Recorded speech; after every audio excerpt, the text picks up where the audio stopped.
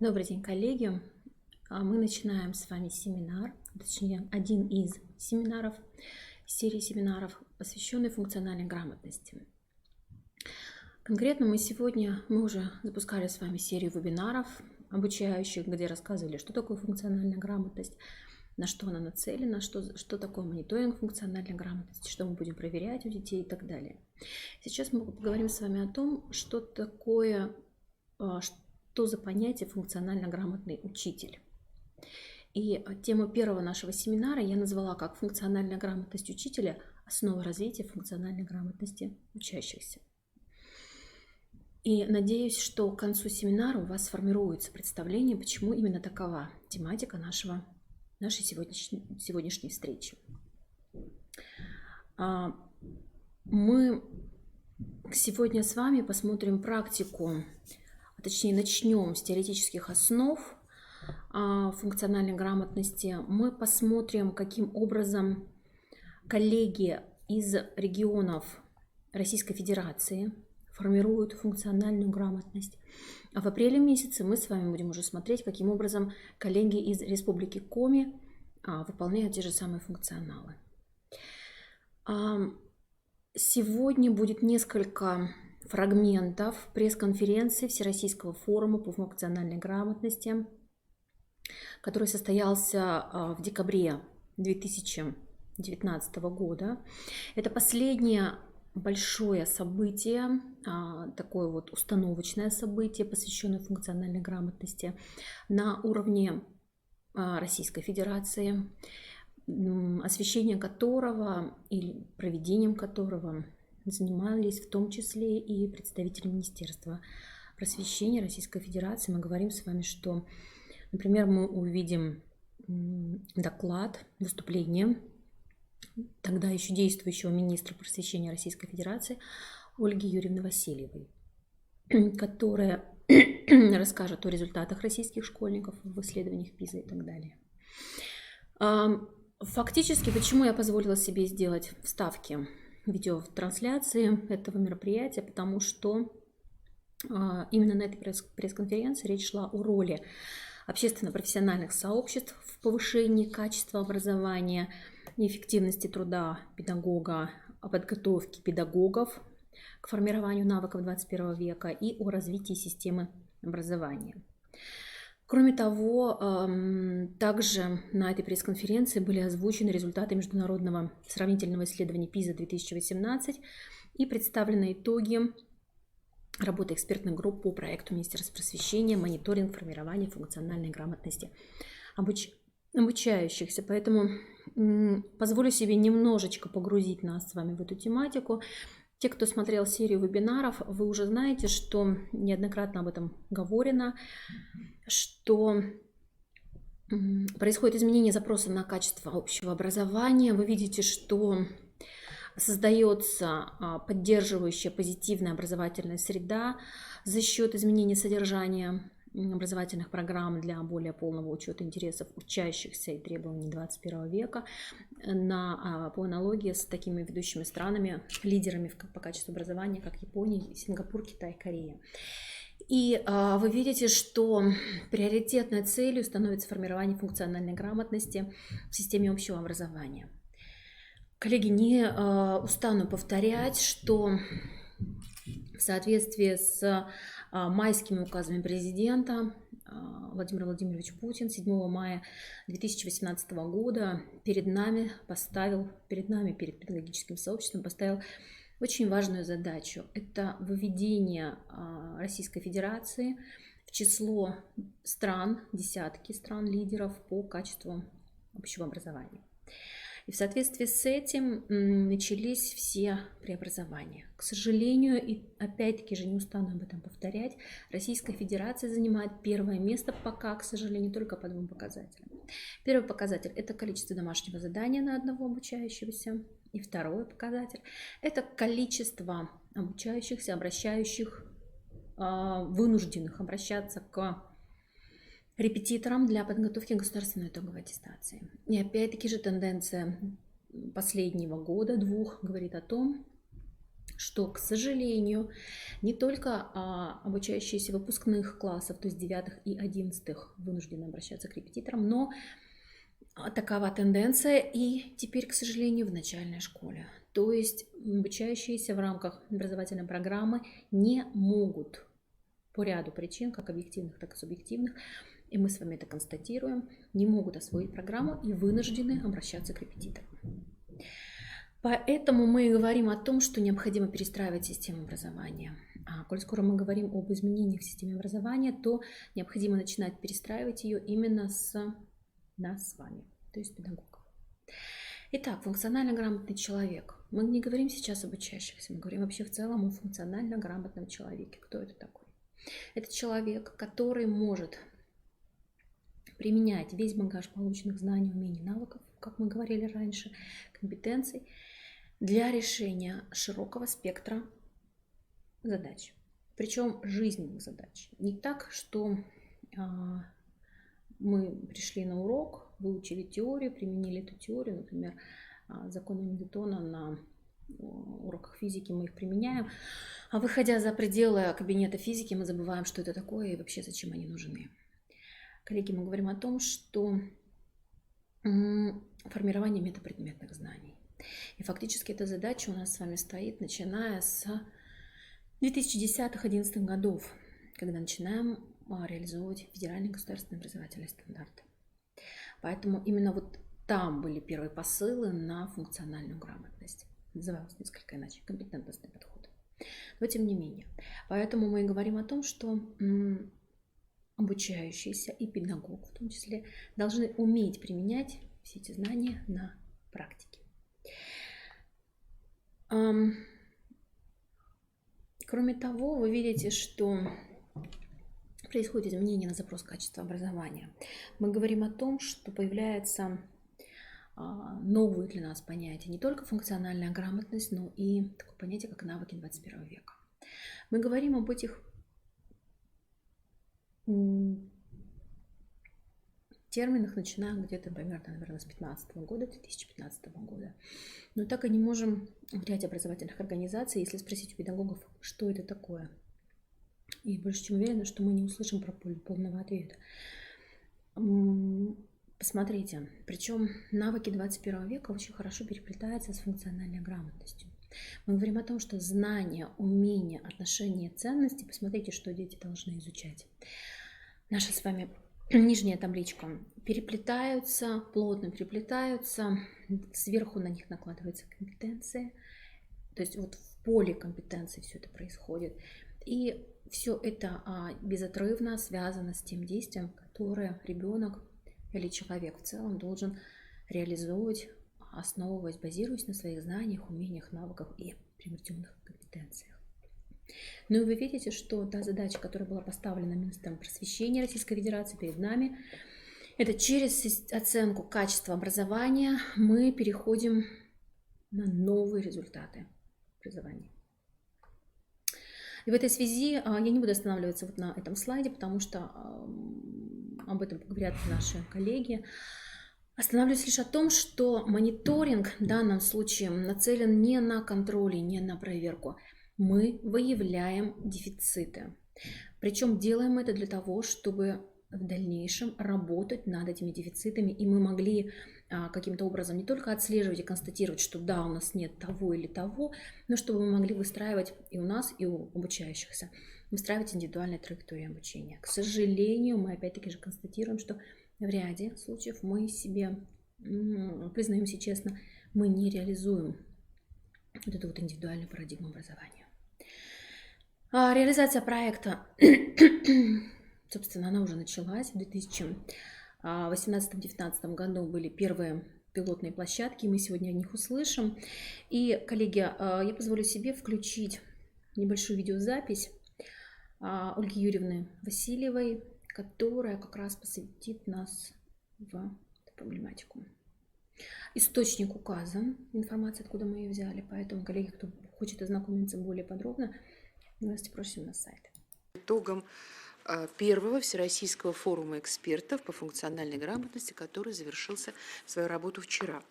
Напомню вам, коллеги, как известно, у нас есть две цели национального проекта образования. Это амбициозная задача, конкурентная, глобальная конкурентоспособность российского образования, вхождение нашего общего образования в десятку ведущих стран мира. И вторая – это воспитание личности. Конечно, конкурентоспособность нашего образования определяется в том числе и внешними сравнениями по сравнению с образовательными системами других стран. И, конечно, мы принимаем самое активное участие в исследовании качества оценки образования. Сразу хочу сказать, что мы осведомлены о слабых и сильных сторонах нашего образования. И напомню вам, что наши ребята показывают очень высокие результаты в области предметных знаний. Здесь практически равных нам нет. Мы занимаем лидирующее положение по этой позиции на протяжении долгих лет, даже десятилетий.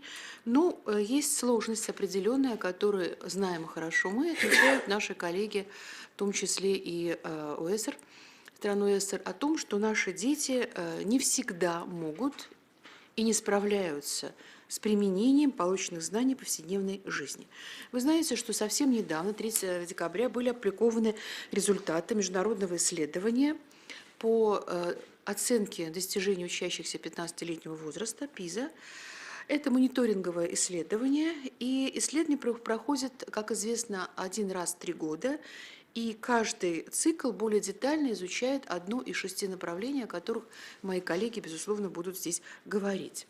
Значит, я хочу еще раз подчеркнуть результаты и сказать о том, на каком мы сейчас месте. Это не самое важное, хотя про места я скажу обязательно сейчас, но и о том, какое общее впечатление от исследований, которые проводились в 2015 году. Мы по-прежнему входим в группу стран со средними результатами. По чтению мы занимаем 31 место, по математике 30 место, по естественно-научной грамотности 33. Вместе с тем, согласно всем экспертным оценкам ОЭСР, Россия отнесена к группе стран, в которых с 2009 года результаты по читательской математической грамоте повысились. Вот в эту группу стран с хорошим средним результатом входит 19 стран из 79. Согласно представленному анализу, на образовательные результаты, безусловно, влияет целый ряд факторов. Прежде всего, это мотивация наших детей к обучению, это самое главное, инфраструктура и условия, в которых учатся наши дети, и подготовка преподавательского состава. Вы знаете, что Министерство реализует значительное количество проектов, которые направлены на повышение качества образования. Это и строительство новых школ, современным оснащением, это обновление инфраструктуры в тех школах, которые расположены в сельской местности и малых городах. И самое главное, это наши усилия вместе с коллегами, которые направлены на обновление содержания образовательного процесса. Вы знаете, что в 2019 году мы подошли к завершению вместе с окончанием календарного года обновленных ВГОСов начального общего и основного общего образования. Это большая работа целой команды экспертов по конкретизации образовательных результатов и, главной, детализации требований к ним. Теперь стандарт перестает иметь рамочное содержание, содержание становится вполне конкретным, осязаемым, учитывает те изменения в обществе и мире и делает акцент так называемые навыки 21 века. Когда я говорю о стандартах, я еще раз хочу, уважаемые коллеги, напомнить, и это главное, что когда мы говорим о стандартах, мы говорим о базовом образовании, которое обязаны освоить все школьники Российской Федерации. Те организации, которые хотят и должны и могут, у нас 20% инновационных школ, внедрять углубленный уровень изучения предметов, никак не ограничены рамками стандартов. И я очень хочу, чтобы вы услышали это, потому что мифы творятся, так сказать, еще не выходя, что называется, за стены учреждений. И обладают эти школы всем необходимым инструментом для этой работы. Что касается нашей работы в области функциональной грамотности. Вы знаете, что в начале 2019 года мы запустили мониторинг по всей стране. Мы учитывали инструментарий и в том числе международных исследований. И также мы разработали свои национальные задания подобного вида для того, чтобы и посмотреть, насколько мы готовы, и подготовить детей к новому этапу, циклу, который, как известно, будет в 2021 году. О чем идет речь? Об интерактивных, интересных для детей задачах и примерах прикладного характера, в первую очередь, не сколько проверяющие конкретные знания, как правило, они хорошие у нас, конкретные предметные знания, сколько дающие возможность их использовать в повседневной жизни. Целью этого мониторинга является формирование и развитие у школьников 5-9 классов следующих компетенций, которые необходимы и в жизни, и необходимы для итогов исследования. Это математическая, читательская, естественно-научная, финансовая грамотность, это креативное и критическое мышление, а также глобальные компетенции, о которых мы также будем сегодня говорить. Сразу хочу сказать, что мы выработали свои критерии для оценки тех направлений, которые глубоко исследуются международными исследованиями, а также выработали определенные 3 новых направления, дополнительные, которые в мировом экспертном сообществе считаются приоритетными. В первую очередь, еще раз повторяю, к тому, что мы уже имеем, это 6 направлений, среди них мы выработали 3 приоритетных, которые на сегодняшний день являются приоритетными для международного сообщества.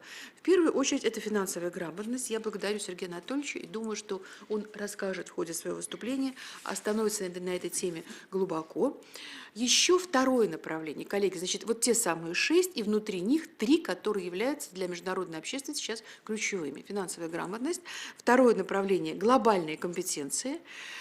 Чем они вызваны, интерес к этим глобальным компетенциям, вызван прежде всего обеспечением достижения цели устойчивого развития, то есть обеспечить всем учащимся приобретение знаний и навыков, которые способствуют устойчивому развитию, в том числе мира. Это и права человека, это пропаганда культуры мира и ненасилия, и те многие общечеловеческие ценности, о которых мы с вами, безусловно, знаем. И третье креативное мышление из 6, третье направление из 6, о которых я говорила, это креативное мышление. Понятно, что наши дети, в общем-то, всегда отличались нестандартным мышлением, возможностью богатого воображения, стандартными взглядами, но в 2021 году вот креативность войдет в определение направления оценки исследований ПИЗа, и таким образом мы должны и работаем уже на опережение. Понятно, что главная наша задача – это все-таки воспитать людей, которые мотивированы, которые неравнодушны, которые смогут встретить достойно непредсказуемые вызовы будущего, не спасовать между ними. И для нас, конечно, очень важно, что в разговорах с коллегами, которые проводили эти исследования, мы слышали какие замечания, что ваши дети перестали работать командой. Для меня это, конечно, было большим откровением, потому что вот тот коллективистский дух, который был всегда присущ, начиная с момента соборности и устройства нашего государства, да, вдруг он куда-то исчез, и понятно, что это необходимо вернуть, потому что вот эта работа в команде является одним из основных условий успеха именно в текущий период времени. Безусловно, мы сейчас имеем большое количество качественных образовательных продуктов и технологий, но мы прекрасно понимаем, что помочь их использовать и помочь передать детям могут только наши учителя, которые прежде всего в совершенстве владеют предметом, которые всегда открыты для новых идей и новых знаний, продолжают учиться на протяжении всей своей жизни, и поэтому для нас, конечно, общая задача, глобальная задача – подготовить таких педагогов, которые будут и хотят учиться на протяжении всей жизни и готовы к тому новому, что предлагает нам жизнь. Как я уже сказала в начале, вчера состоялся первый форум экспертов функциональной грамотности. Мы собрали его специально для того, чтобы там было 200 человек, это присутствующих в зале, и 1000 человек, которые работали с нами на отдаленном доступе. Здесь приняли участие ведущие эксперты в области образования. Мы заслушали Региональный институт развития образования, мы заслушали разработчиков мониторинга нашего, педагогов и учащихся, и трансляцию можно было посмотреть в прямом эфире в интернете. И, коллеги, я предлагаю вам с ними ознакомиться, потому что действительно этот форум, материалы выложены, фактически они доступны и в средствах массовой информации, и в интернет-каналах различных. Соответственно, о чем мы говорим? Заметьте, что Ольга Юрьевна несколько раз в своем докладе обратила внимание на то, что достойное качество образования возможно только в условиях, когда мы с вами начнем работать, не начнем, неправильно я говорю, потому что мы уже работаем качественно, только в условиях качественной работы педагогов. Причем сами педагоги, мы с вами должны владеть всеми теми компетенциями, в том числе и глобальными, и креативностью мышления, для того, чтобы мы могли научить. И действительно, хочется отметить, что 2019 год был посвящен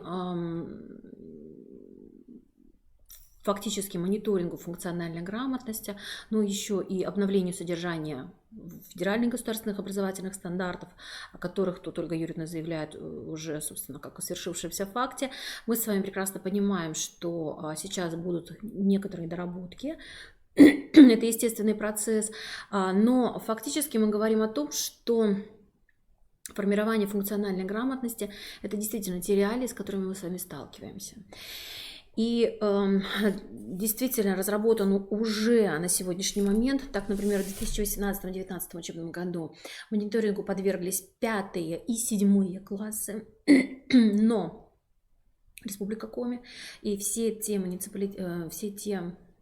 регионы, которые будут проходить в 2020 году этот мониторинг, там уже будут, соответственно, начиная с 5 класса и заканчивая 9 классом. Во всяком случае, на сегодняшний момент информация такова. Итак, соответственно, Ольга Юрьевна, еще раз резюмируя, говорит о том, что система качества, повышение системы качества возможно только в случае, когда мы говорим о высоком качестве преподавания. Высокое качество преподавания возможно только в условиях функциональной грамотности нас с вами, коллеги. И через наши знания, компетенции мы учим уже, соответственно, наших детей. Подчеркну, несколько раз в своем выступлении Ольга Юрьевна говорила про 2021 год. Она говорила про исследование ПИЗа, которому подвергаются 15-летние дети раз в 3 года, то есть 18-21 год. Мы же говорим, что общероссийская оценка по модели ПИЗа, то есть мониторинг функциональной грамотности, который, это официальный план-график вовлеченности регионов в эти исследования, в котором говорится, что в 2020 году Республика Коми среди прочих 14 регионов попадает под это исследование. Коллеги, первоначально планировался апрель 2020 года. Сейчас в связи со сложившейся ситуацией мы не можем ни подтвердить, ни опровергнуть данную информацию, но тем не менее повторяю и неоднократно повторяю, и буду повторять о том, что в любом случае мы с детьми анализируем, мы с детьми готовимся, анализируем типы заданий, потому что для нас они в ряде случаев непривычные, незнакомые, поэтому, коллеги, давайте все-таки наших деток будем ориентировать и на такого типа задания тоже.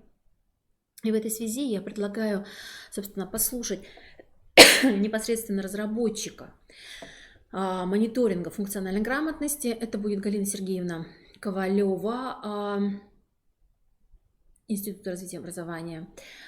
Коллеги, ее выступление, которое посвящено непосредственно мониторингу функциональной грамотности, на что он нацелен, и, собственно, возможно, ее выступление снимет ряд ваших вопросов. Я хотела бы начать с того, что мониторинг формирования функциональной грамотности это не означает контроль, это не означает оценку, это главное сделаны целевые установки на создание национального инструментария, основанного на лучшие достижения международных исследований, международных экспертов, учитывающие то, что сделано в России на нашей традиции. И поэтому вот я для того, чтобы связать 2 дня, мы сегодня говорим не только об итогах нашего проекта, но и о Всероссийском форуме, я включила вот несколько слайдов, которые мы обсуждали вчера. Главная задача – поддержка и обеспечение формирования функциональной грамотности, формирование в каждой школе, каждым учителем именно способности применять знания, выходить за рамки учебного пространства. Оно реализуется, вот эта возможность реализуется по разным направлениям, и мы, конечно, выделили в качестве основы это то, что наработано в международном исследовании. И сегодня Андрей Шляхер подчеркнул, что именно в этом исследовании впервые зарождались идеи функциональной грамотности, инструментария, и шаг за шагом, начиная с 2000 года, вводились все новые и новые направления. И решение проблем в сотрудничестве, и финансовая грамотность с 2012 года, и глобальные компетенции в 2018 году, и намечено на 2021 год креативное мышления.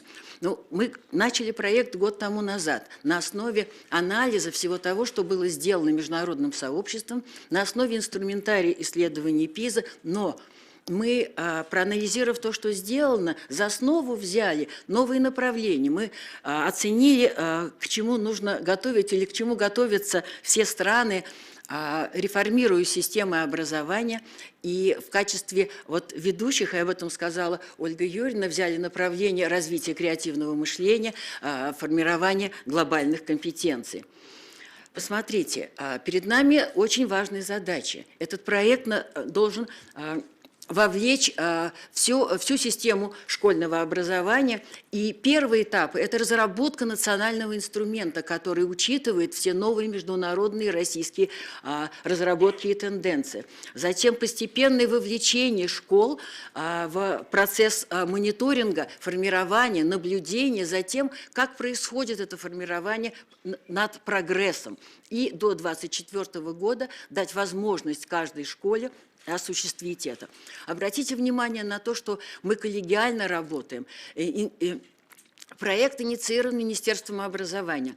Наш институт, головной институт подведомственный Министерству образования, но с нами и Московский центр качества, и главная организация, которая обеспечивает сейчас страну хорошей психометрической службой, да, институт, Национальный институт Высшей школы экономики. Мы работаем таким образом, чтобы все, что мы сделали, все банки заданий, все новые учебно-методические материалы сразу и шли обязательно уже в школы, и поэтому мы работаем с издательством просвещения. Но главный наш опор – это регионы страны. Посмотрите, уже на первом этапе 24 региона страны участвовали добровольно в апробации. Да, мы сделали очень большой задел для 5-7 классов. Посмотрите, какое количество новых материалов, новых ситуаций, которые вводят детей и учителя в реальные проблемы жизни. Мы их апробировали в различные ситуации. Но обратите внимание, чем же отличаются эти новые ситуации, новые задачи от того, что традиционно мы использовали. Они не нацелены на запоминание, они, конечно, не нацелены только на развитие предметных знаний, но главное – задачи, которые разработаны нашими коллегами, они выводят ученика из предметной области, они сформулированы вне предметной области, они заставляют задуматься над проблемами жизненными и требуют осознанного выбора поведения. Вот сейчас на что нацелены все исследования качества образования в мире. Не просто на оценивание системы знаний, что дети запомнили, что они могут воспроизвести, а на то, как они могут принять свое активное участие и что они могут сделать в различных ситуациях. И посмотрите, одна из важнейших особенностей – перевод инструментария и вообще ситуации с обыденного языка на предметные. Этим и отличаются разработанные нами инструменты. И на каждой секции, которую мы вчера провели, мы рассматривали концептуальные основы международного исследования ПИЗа, как мы его трансформируем на российский контекст. И здесь в качестве иллюстрации приводятся материалы, которые разработаны. Апробация прошла на добровольных началах, я сказала, в 24 регионах. Посмотрите, какое количество школ, какое количество учителей приняло участие. Да? А вот здесь присутствует, и это очень важно, школы, которые продемонстрировали лучшие результаты. Они у нас есть точечки роста от Южно-Сахалинска, до Санкт-Петербурга, Тверь. И здесь присутствует на нашей пресс-конференции и на нашем вот сообществе экспертам присутствуют представители школ и представители региона. Сегодня с нами вот здесь на пресс-конференции работают представители Красноярского края, Калининградской области, Республики Татарстан. Все материалы, которые разрабатывает наше сообщество, да, они открыты. И к учебному году мы открыли все в доступе, и школы имеют возможность сейчас уже использовать разработанные материалы. Есть публикации по инициативе, и большое спасибо, Ольга Юрьевна, что вы настояли, и мы организовали совершенно замечательные семинары совместно с экспертами Организации экономического сотрудничества и развития. Но приняли ведь участие в нем и учителя ведущих стран Сингапура, но не одни нас учили, а вместе с российскими учителями, которые переняли опыт, которые используют наработки России. И сейчас более 800 человек получили подготовку. И что нас ждет в ближайшее время? Это разработка, очень скрупулезная разработка материалов по всем направлениям, да? И начало информирование, получение информации о прогрессе, о том, что мы вчера обсуждали, фиксации того, что мы имеем на начальный этап и как осуществляется прогресс, как внедряются наши результаты. Самые главные результаты вчерашнего Всероссийского форума – это консолидация экспертного сообщества. Впервые мы собрали такое количество специалистов разных научных школ, разных практических ориентаций. Да? Посмотрите, никто не высказал какого-то отрицательного суждения, все поддержали направление проекта, но это не только интерес профессионального сообщества. Посмотрите, какое количество подключений из региона вчера было. Мы вели прямую трансляцию на всю страну, и это будет открыто для всех специалистов.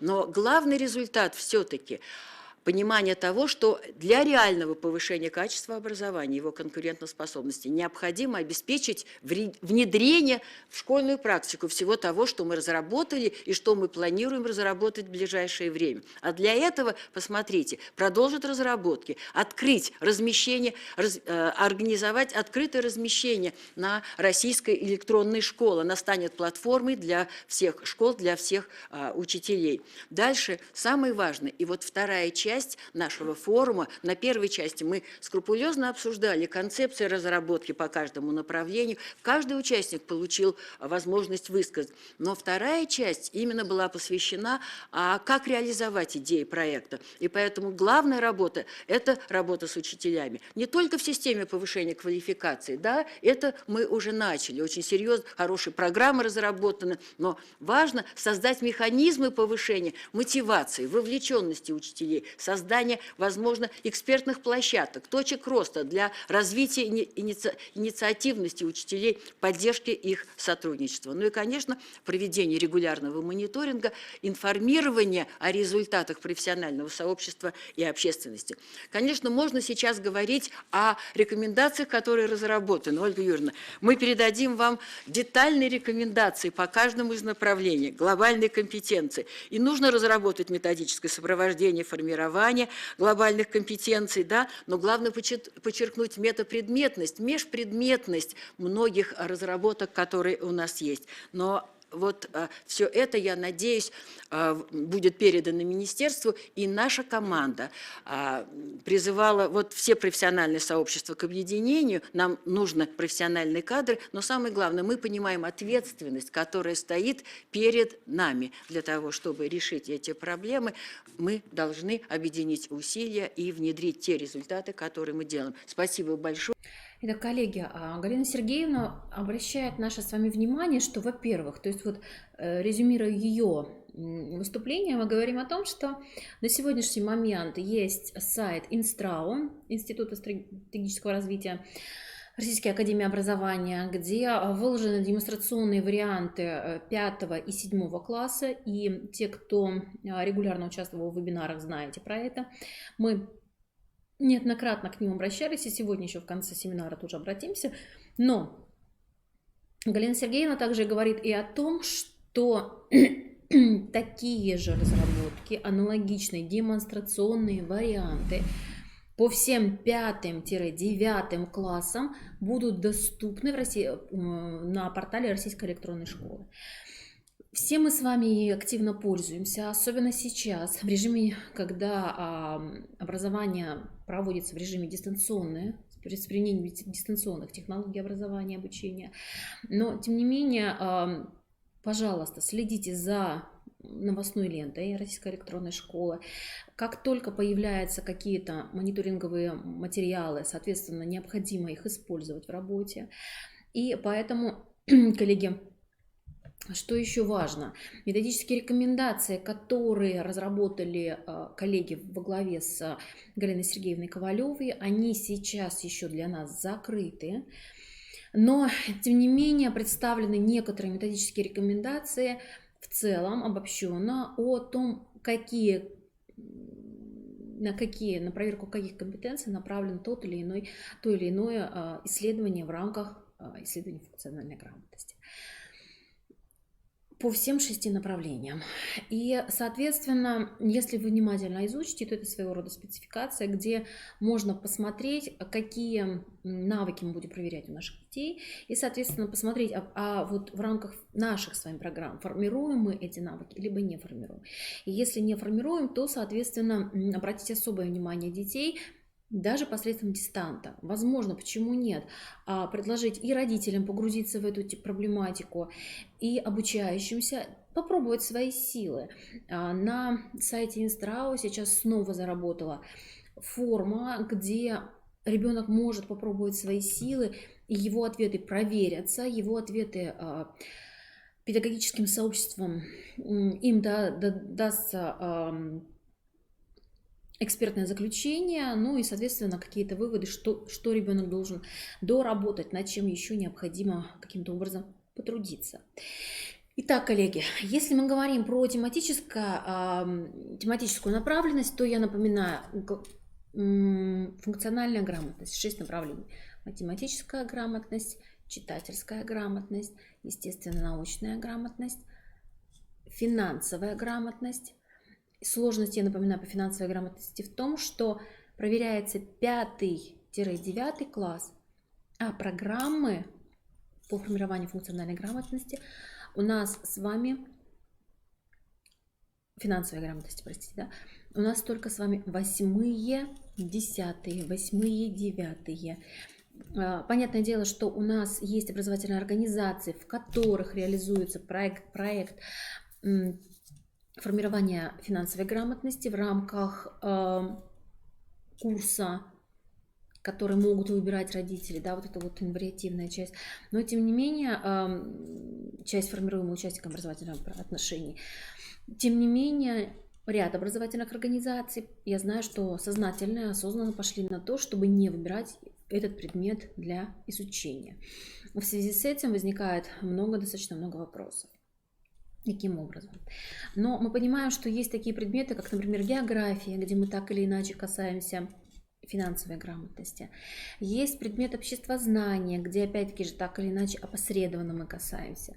Математика, где в любом случае в ходе постановки проблемы урока, я знаю, что многие педагоги используют в том числе и задачки по, скажем так, экономического плана.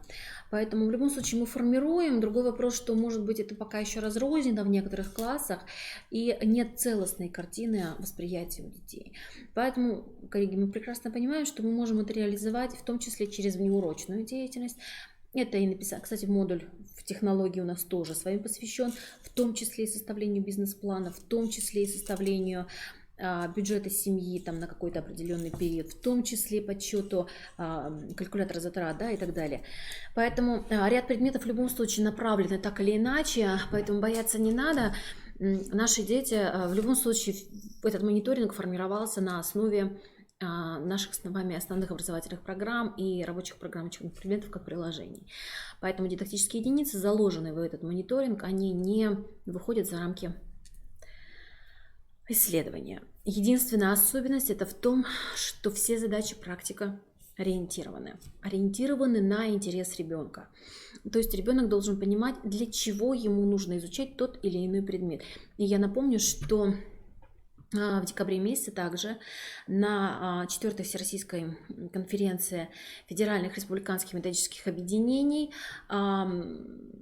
тогда еще представители Министерства просвещения заявили о том, что новые учебники, новая линейка учебников по обновленным федеральным государственным образовательным стандартам уже будет включать формулировки заданий практикоориентированных. Поэтому, коллеги, ждем. Каким образом формировать функциональную грамотность в рамках урока? Понятное дело, что мы должны, о чем я уже говорила, это создание учебных ситуаций, то есть инициирующих учебную деятельность учащихся. Мы должны постоянно стимулировать учебный интерес ребенка, мотивировать на учебную деятельность, проясняющий смысл этой деятельности. То есть не работа ради работы, ни в коем случае, а я изучаю дроби, например, математика, да, потому что мне это пригодится. Вы знаете, в рамках своей деятельности, до недавнего времени я напоминаю, что я по основной работе была педагогом. Так вот, как-то проходя во время урока мимо кабинета математики, совершенно случайно произошло, эта дверь просто была приоткрыта. Учитель говорит, как постановка, ну, я так понимаю, что это был элемент урока, когда выводим детей на формулировку темы, да, вот тут, собственно, и ценностное отношение к предмету. И учитель говорит, вот, собственно, пирог, вот собралась здесь семья за столом, нам нужно как-то так пирог поделить, чтобы никого не обидеть. Первая мысль, я как-то так, причем она такая как-то это интересно, мне сейчас это получилось сухо, а у нее это получилось как-то так интересно. Мне первая мысль была, какая же тема урока? Думаю, дроби. Да нет, не может быть. И потом мне действительно казалось, что дроби. То есть через практическую ситуацию педагог показал ценность и важность этой темы для каждого ребенка. Разделить деньги, разделить пирог, разделить яблоко. И дальше она так и вышла на какие-то дальнейшие примеры, а потом уже задала детям вопрос, а для чего еще нам с вами нужно изучать вот дроби, соответственно. Поэтому ребенок должен понимать, что эта задача ему нужна. Русский язык, изучение орфограмм, изучение правил для того, чтобы речь была грамотная, красивая, для того, чтобы тебя все понимали, для того, чтобы ты мог не только устно изъяснять свои мысли грамотно и понятно для окружающих, но еще и письменно. Тем более за всем этим информационным пространством, которое окружает наших детей, где всевозможные смайлики и все остальное прочее. Далее, история, физика и так далее, и так далее. То есть по всем предметам. Я согласна, что есть предметы абсолютно практикоориентированные, то есть технология. Да, никто не поспорит, что будущим хозяйкам, я не говорю дома хозяйкам, я говорю будущим хозяйкам своего собственного дома, да, там необходимо, и, как и мальчикам, так и девочкам, уметь готовить, уметь там что-то заштопать. В любом случае в жизни это пригодится, да, это практикоориентированный предмет, но и по всем остальным предметам тоже. Химии, все, и другие предметы. Далее, учение в общении или учебное сотрудничество, задание на работу в парах и малых группах. То, о чем говорила Ольга Юрьевна, что несмотря на эту технологию и проектной деятельности, проекты в группах мы с вами даем, и регулярно, в том числе на семинаре, посвященном критериальному оцениванию, мы показывали, как в рамках начальной школы формирующее оценивание реализуется на уроках литературного чтения, когда дети, работая в парах, оценивают, насколько их сосед-соседка, на какую отметку, да, вот они подают свое, вот выполнили домашнее задание, читают наизусть произведение. Несмотря на то, что у нас действительно много групповой работы, парной работы, но тем не менее учебное сотрудничество мы редко реализуем. по факту действительно редко. Поэтому надо обращать на это внимание, работа в малых группах. Возможно, это домашнее задание, в том числе для сплочения коллектива и во внеуроечное пространстве. Далее, поисковая активность. Задания поискового характера, учебные исследования, проекты. В данном случае нам очень хорошо поможет с вами, и сейчас уже помогает, и 10 класс, и проектная деятельность. И почему 10? Потому что профиль, да, там уже, собственно, проект, мы на год, там на 2, как бы. И казалось бы, что учебные исследования и проект настолько глубоко вошли в нашу жизнь, твердо укоренились, но, к сожалению, как практика показывает, что при всем разнообразии форм поискового характера, заданий поискового характера и учебных исследований, вот эта компетенция не до конца сформирована у наших детей. То есть удивительно, на каком-то предмете исследования констатируют, анализ исследований показывает, что у ребенка сформировано это умение, к сожалению, закрывая дверь, переходя в другой кабинет, на другом предмете, он уже не может его продемонстрировать. Поэтому в данном случае то, о чем мы говорили с Татьяной Петровной, также на прошлом семинаре, мы говорим о том, что все педагогическое сообщество должно идти в едином русле. Должны быть единые требования к обучающимся, должны быть единые требования к учебному проекту, к исследовательскому проекту. И если у нас с вами среди педагогов будет, как в басне у Крылова, лебедь, рак и щука, то есть у каждого из нас будут свои требования. Для кого-то исследовательская деятельность, там, проектная деятельность. То есть настолько большая каша в голове. Для кого-то исследование это просто с Википедии Ctrl-C, Ctrl-V текст. Для кого-то исследование это проведение опросов, это проведение изучения литературы, это проведение изучения историографии вопроса как такового, да? Это открытие какого-то нового знания. Поэтому, коллеги, давайте договариваться на берегу, что мы под этим понимаем. И чтобы в рамках не только одной образовательной организации, муниципалитета, региона, но и страны мы говорили с вами на одном языке, терминологии. И то, о чем мы с вами регулярно говорим, это оценочная самостоятельность обучающихся. Задание на взаимооценку, то есть приобретение опыта и кейсы, и ролевые игры, и диспуты, требующие разрешения проблемы, принятия решений и позитивного поведения. Мы пользуемся этой технологией, фактически мы говорим о том, что часто у нас происходит оценочная самостоятельность, то есть и самоконтроль, особенно хорошо это на проверке домашнего задания, и взаимоконтроль, но тем не менее, опять-таки же требования, к сожалению, разные. И анализируя, тут недавно была на открытом уроке в 8 классе, где из 45 минут 15 минут учитель отвел, 8 класс, учитель отводит на то, чтобы выработать с обучающимися критерии устного ответа. То есть дети должны были подготовить устный ответ там, по опорным карточкам. 15 минут урока учитель тратит на то, чтобы прописать, выработать с обучающимися, с которыми он работает не первый год. Коллеги, не первый год. Он вырабатывает критерии. Ну, наверное, это недопустимо, тратить треть урока на это. Если мы постоянно работаем в этой технологии, то, соответственно, могут быть какие-то уточнения, но база не должна меняться в любом случае. Итак, вот те самые эффективные педагогические практики, которые позволяют реализовывать грамотную подготовку обучающихся, формирование у них функциональной грамотности и подготовку к мониторингу функциональной грамотности. Я позволю себе привести 2 примера опыта Российской Федерации по формированию функциональной грамотности. Первый опыт – это будет формирование функциональной грамотности в начальной школе. К этому центру мы обращаемся уже не первый раз, и коллеги из центра с логотипом, все хорошо, опять-таки же авторские права соблюдены. Коллеги откликаются и позволяют нам использовать их ресурсы, фактически свободный доступ. Поэтому, коллеги, посмотрите, действительно центр реализует, школа реализует достаточно интересные проекты и современные проекты, и очень открытые информационно, поэтому Особенностью преподавания языковых предметов в нашей школе является не демонстрация накопленных знаний и проверка знаний, а развитие таких видов речевой деятельности, как слушание, говорение, чтение и письмо.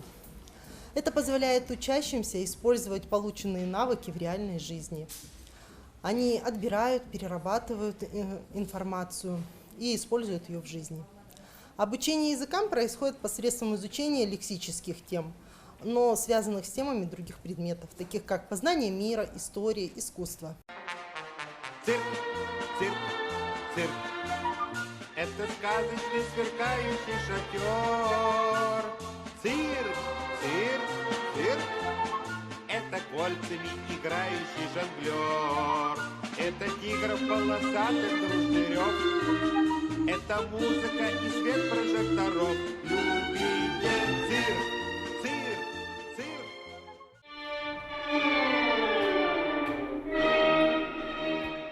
А что такое цирк? Давайте. Цирк – это где есть клоуны и медведи, и еще жонглеры. А что такое афиша? Это афиша, текст, потому что это не сплошной текст. Не сплошной. А почему это не сплошной, как ты узнал? Потому что там есть рисунки, Там есть еще что? там есть еще Циферки, да? цифры. Циферки. И поэтому мы Поэтому читаем он сплошной. не сплошной.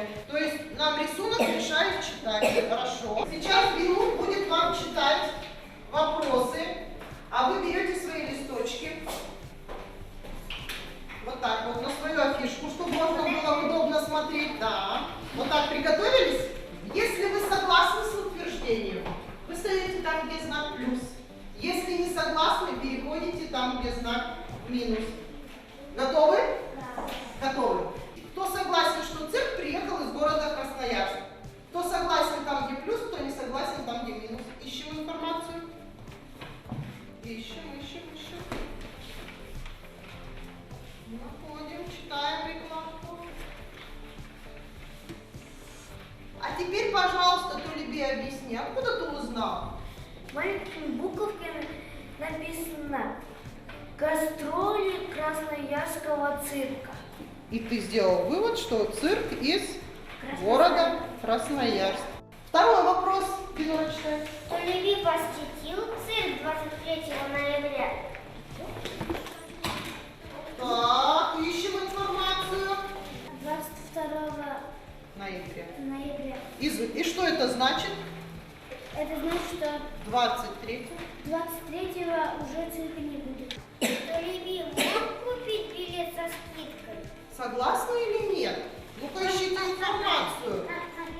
Так, подождите. Алихан читает. Мог Толеби билет со скидкой купить? Ну-ка найди.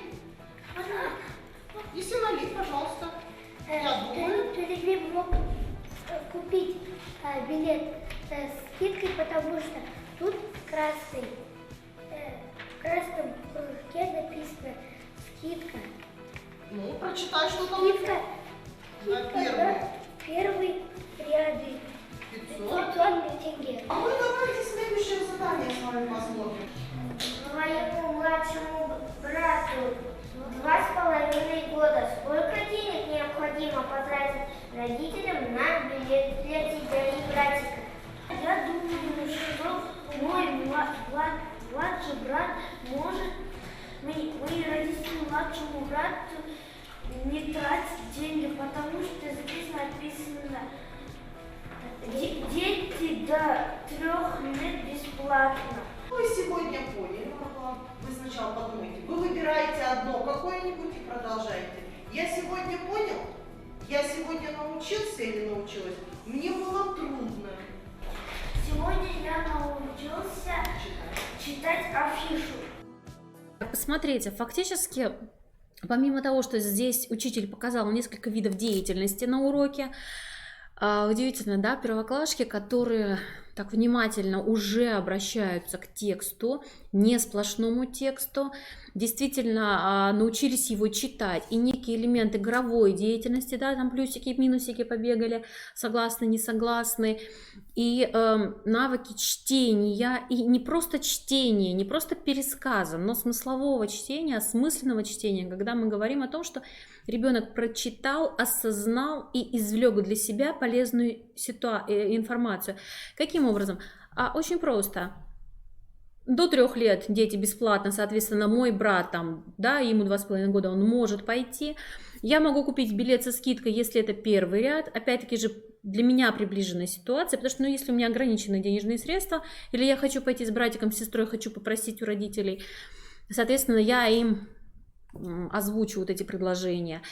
То есть не просто прочитали, что да, цирк, все здорово, приехал, столько-то стоит, но уже и конкретно прочитали. Еще на что обращает внимание? Она обращает обращает внимание детей на то, что надо читать весь текст. И особенно, помните, там было такое с маленькими буковками написано. То, о чем мы с вами говорим в ряде случаев, в том числе и в рамках предмета финансовая грамотность. В рамках правового образования, что все документы вычитываются от первой и до последней строчки. Особенно внимательно надо читать то, что написано маленькими буковками. Коллеги, сколько проблем заключается из того, мы живем с вами в едином информационном поле, и новостные таблоиды кричат информацию о том, что люди там вот потеряли деньги, лишились недвижимости из-за того, что невнимательно прочитали тот или иной документ. И, соответственно, здесь уже, начиная с 1 класса, учитель обращает внимание детей именно на эти тонкости, которые в дальнейшем им пригодятся в жизни. Соответственно, вот оно, пример формирования функциональной грамотности на уроке начальной школы. То есть и почитали, и посмотрели, внимание обратили, разобрались, что такое типы, виды текста, и элемент рефлексии, знаю, не знаю, получилось, не получилось, доволен, недоволен и так далее, соответственно.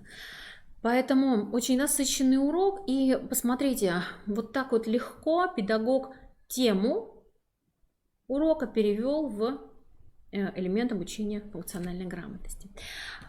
Соответственно, посмотрите, разработана на уровне Российской Федерации и дополнена на уровне Республики Коми такой алгоритм, схемка по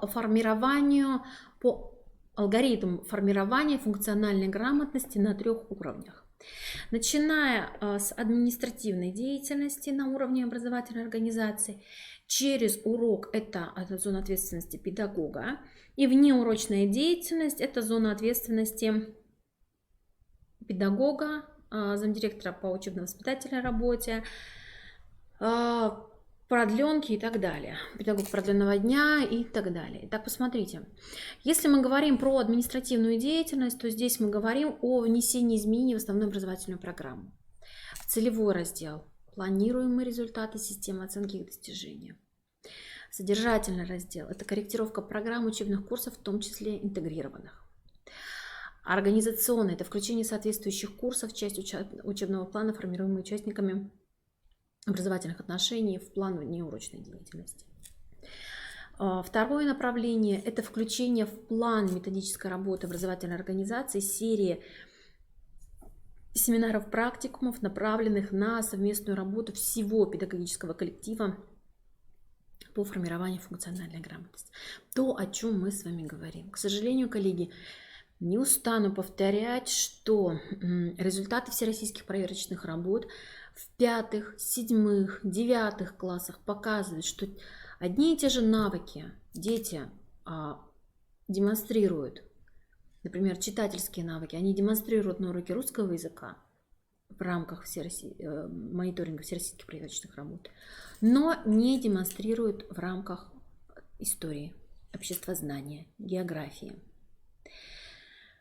Умения математические они демонстрируют на математике, но если аналогичный вопрос по вычислению дат встречается на истории, детей как подменяют. Мы не можем от них этого получить. Поэтому вот эти нестыковки надо нивелировать. И последнее – это проведение внутришкольного мониторинга сформированности функциональной грамотности учащихся с 5 по 9 класс. То есть в любом случае мы говорим о том, что можно в рамках урока, ну, в данном случае мы говорим про административную деятельность, то есть административный контроль. В рамках административного контроля можно запланировать проведение части мониторинга функциональной грамотности, который покажет, насколько сформированы те или иные навыки у обучающихся, насколько они функционально грамотные.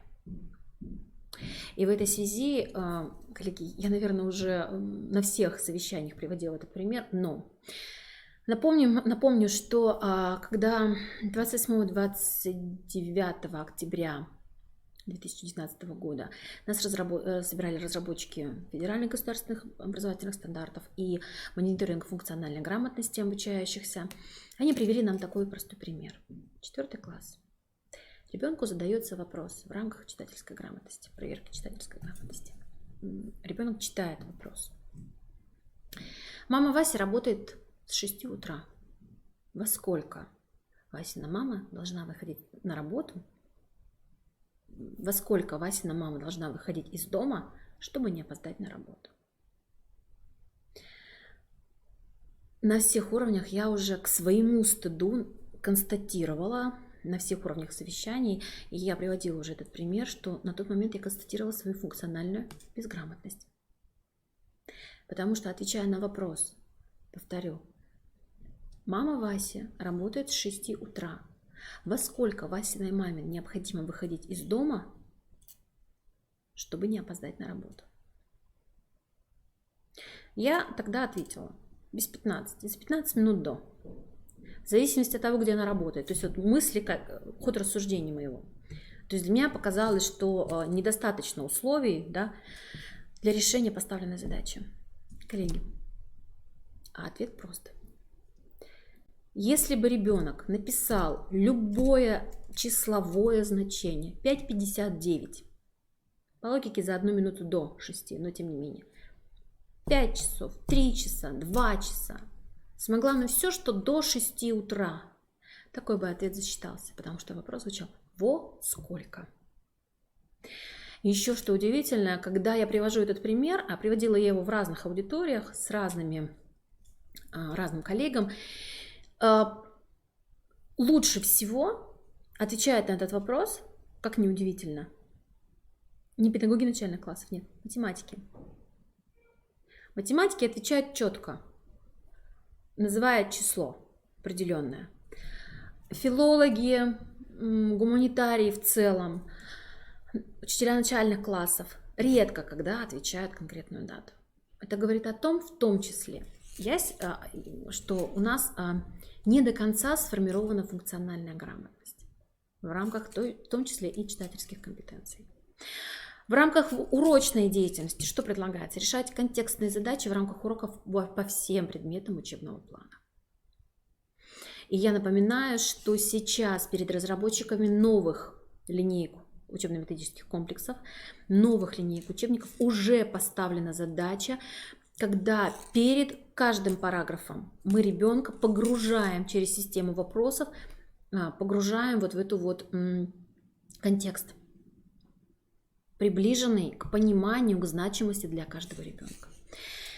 И внеурочная деятельность – это проектно-исследовательская работа обучающихся с активным использованием метапредметных и межпредметных проектов и исследований. Это мы делаем с вами уже и сейчас.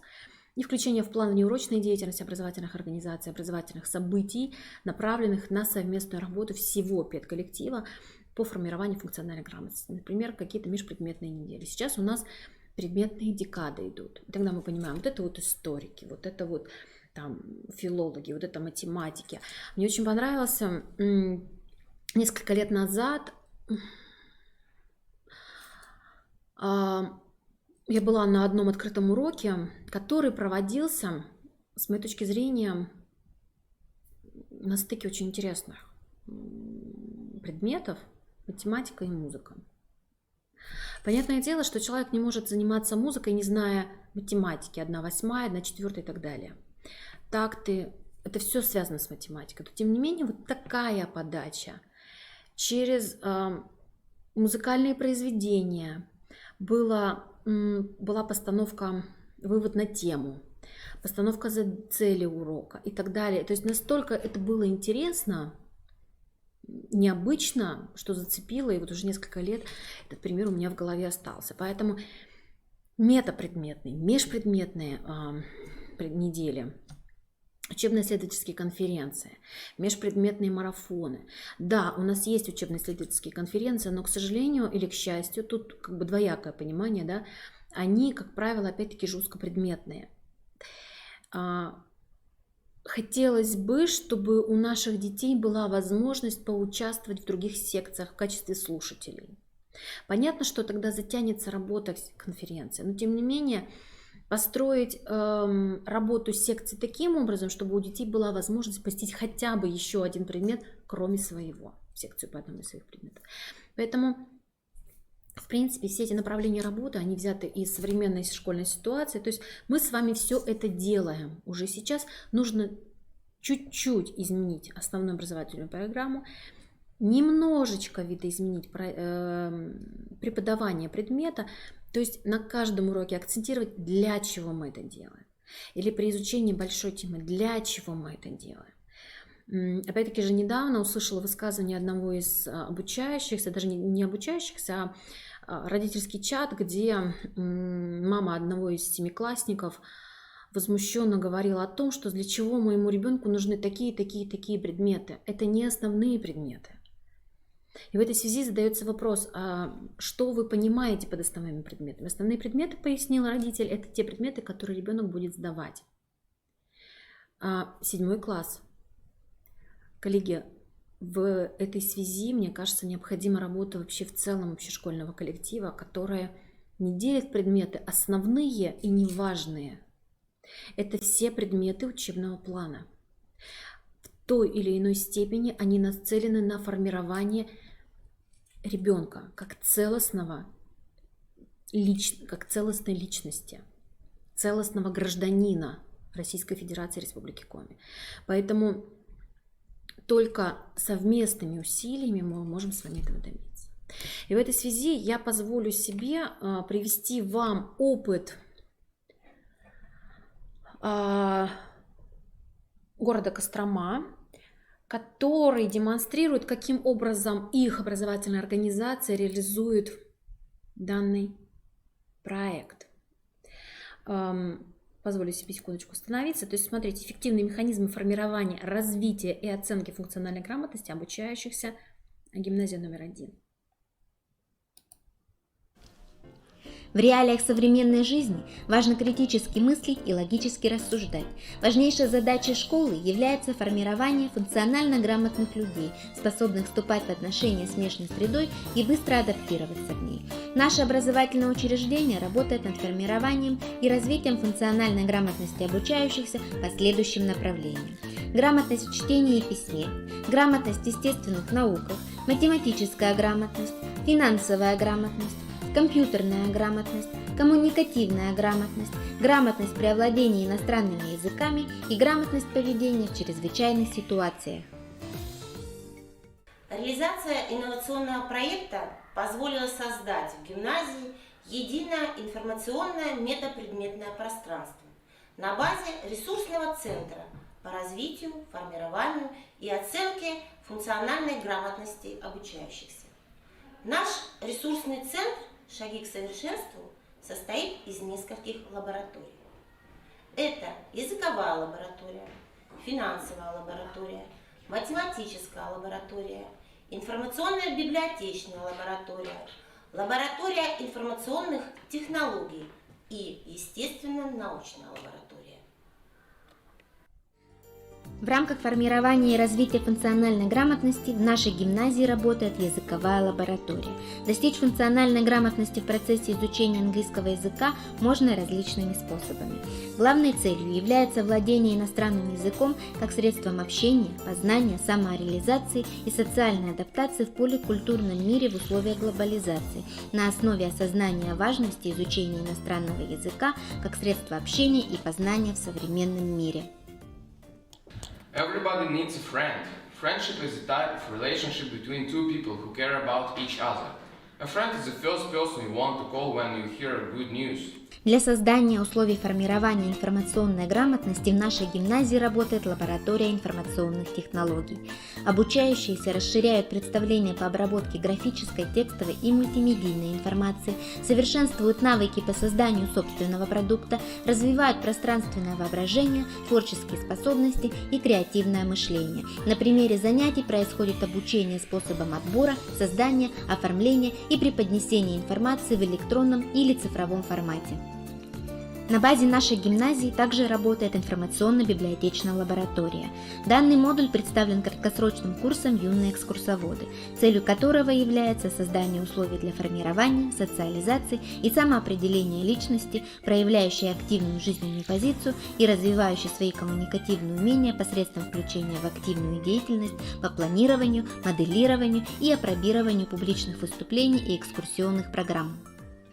В этом году, в День Конституции, ученикам 11 класса нашей гимназии удалось посетить Совет Федерации, полномочия которого закреплены именно в главном правовом документе страны. Ученикам нашей школы провели экскурсию по местам, где решаются вопросы государственной важности, рассказали о профессиональных тонкостях работы в Совете Федерации.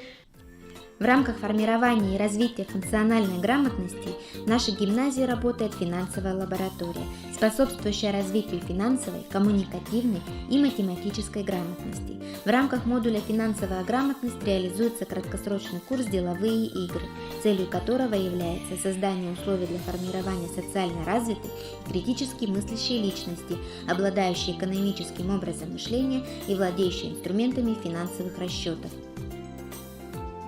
Учащиеся в нашей гимназии также посещают естественно-научную лабораторию, которая позволяет учащимся не только расширять предметные и метапредметные знания, умения и навыки, но и применять их в жизни. Целью работы лаборатории является создание условий формирования естественно-научной грамотности, расширение представления об уникальных особенностях живой природы и развитие компетенций в решении практических задач и применения их в жизни. Учащиеся нашей гимназии также посещают математическую лабораторию, которая реализует программу краткосрочного курса «Математика в моей жизни». Учащимся предлагаются нетипичные учебные задачи, характерные для традиционных систем обучения, а близкие к реальным проблемные ситуации, представленные в некотором контексте и разрешаемые доступным учащимися средствами математики. Итак, посмотрите, фактически даже через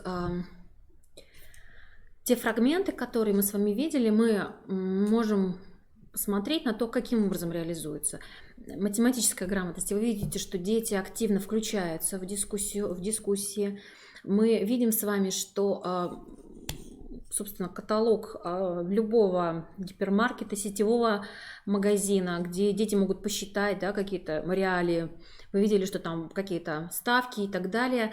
То есть действительно работает. Если цифровая лаборатория, соответственно, поздравления, то, что сейчас очень модно. Мы все с вами получаем различные поздравительные открытки посредством электронной почты. Поэтому почему нет? И вот такое вот сделанное своими руками принести домой. Фактически ничего нового здесь не показано. Мы с вами так или иначе, фрагментарно, какими-то, может быть, частями, но уже на сегодняшний день реализуем то или иное направление в рамках деятельности наших образовательных организаций. Может быть, несколько, опять-таки же, видоизменить деятельность на практикоориентированную. Не новость ради новости, а новость ради чего? Ради чего мы сообщаем ту или иную информацию в массы? Как она может быть полезна? И подача информации, исходя вот из этого уже контекста. Ну и, соответственно, если мы говорим про город Кострому, то действительно достаточно интересный опыт, и поэтому рекомендую с ним ознакомиться, тем более это инновационная площадка в рамках формирования функциональной грамотности обучающихся. У них на сайте представлена масса информации, и в том числе практической, планы внеурочной деятельности, программы по тем или иным лабораториям, поэтому, коллеги, можно с ней ознакомиться и, собственно, выяснить какие-то моменты.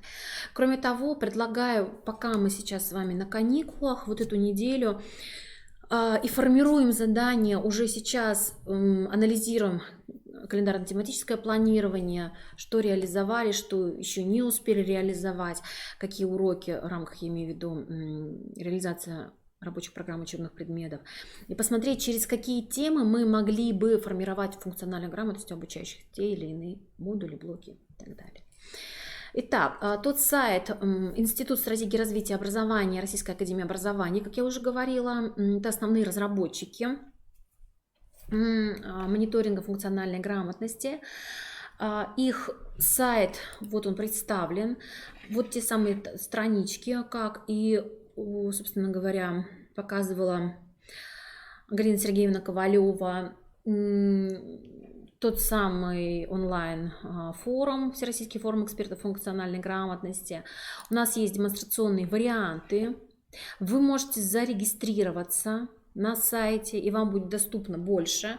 Вы сможете тогда онлайн пройти пробацию демонстрационных вариантов, не этих уже других, и эксперты оценят вашу работу, и, соответственно, вы получите экспертную оценку вашей деятельности.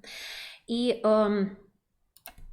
основные материалы. Итак, смотрите, основные подходы к оценке того или иного блока. Диагностическая работа для 5 и 7 классов, как я уже говорила, и напоминаю, что все остальные демонстрационные варианты будут просмотрены, будут доступны нам через портал «Российская электронная школа». Соответственно, есть характеристики заданий системы оценивания тех или иных заданий, поэтому обратите, пожалуйста, на это внимание детей в том числе. Задания по креативному мышлению, они очень интересные.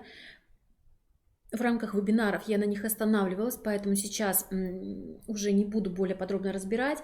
Коллеги, все вебинары доступны на портале Криро. Я позволю сейчас себе небольшое отступление. Смотрите, на официальном сайте Института развития образования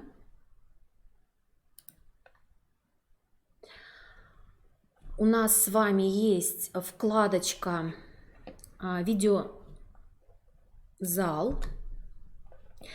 Есть все видеотрансляции Института развития образования. Также есть вкладочка «Семинары, вебинары, конкурсы, олимпиады, РМО».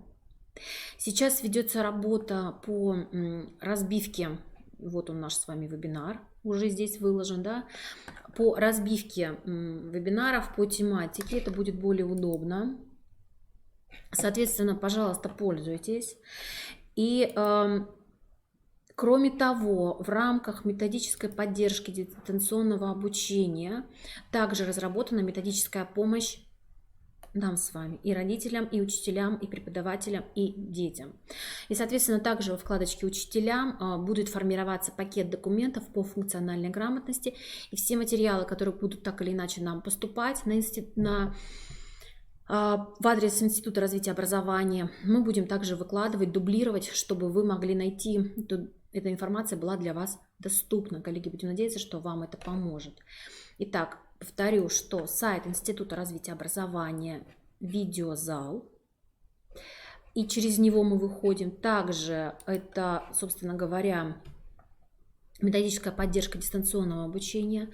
Также, коллеги, в апреле мы планируем курсы повышения квалификации для педагогов по функциональной грамотности, которые, будем надеяться, будут вам полезны.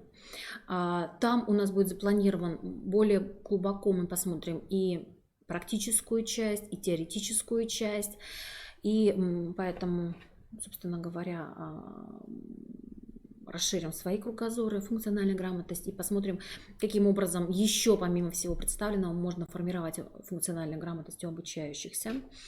И, конечно же, Федеральное государственное бюджетное научное учреждение, институт Инстрау, сайт instrau.ru. Поэтому, коллеги, обращаемся, смотрим, знакомимся. И в рамках завершения,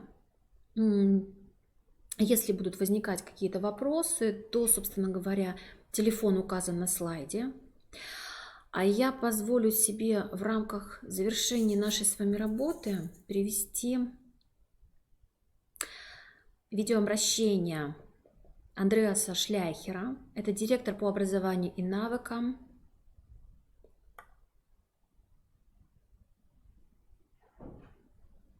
Собственно, человека, идеолога международного исследования ПИЗа. А на этом я с вами прощаюсь. И после его высказывания мы завершаем с вами семинар. Вам, как никому другому, известно, что сейчас к учителям предъявляются повышенные требования.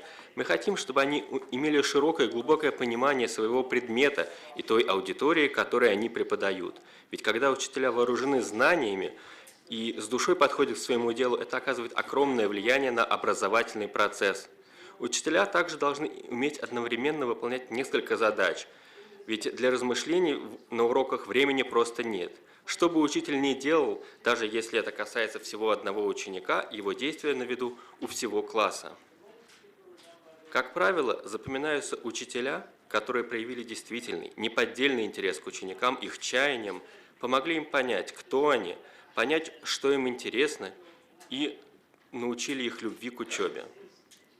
В современном мире образование не сводится к передаче знаний. Образование призвано стать надежным путеводителем и дать ученикам средства уверенно ориентироваться в этом все более сложном, нестабильном и непонятном мире. Успех в образовании связан с вопросами идентичности, способности к действию, целеустремленности. В цели образования входит развитие любознательности, способности к непредубежденным суждениям, чувство сострадания, а также отваги, способности мобилизовать наши когнитивные, социальные, эмоциональные ресурсы, чтобы действовать. Это наше лучшее оружие против самых страшных угроз нашего времени – невежества, предубежденности, ненависти. Страх не дает развиться способности к действию.